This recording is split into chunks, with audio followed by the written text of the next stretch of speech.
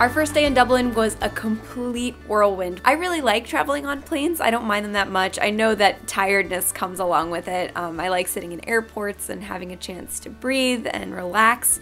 And so I didn't mind it. I was excited the whole time, but once we arrived, I was just even more excited. The plane landed at about 8:30 in the morning, and we had been flying all night, and we were so excited that we got like this initial rush of energy that immediately went away when we had to wait in line for customs for like an hour.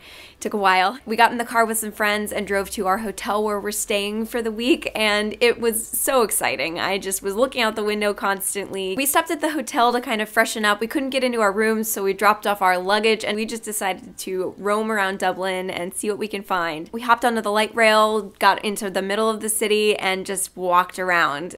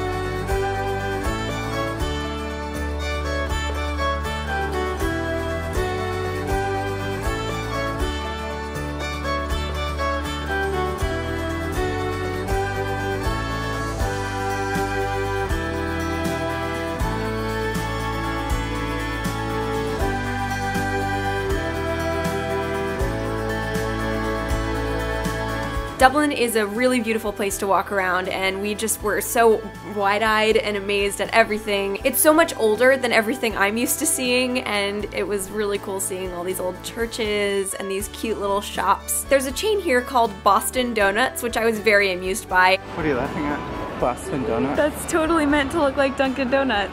It's very clearly supposed to look like Dunkin' Donuts with the logo and the purple, and it's every time I saw one I laughed to myself and thought, hey, I just left from there.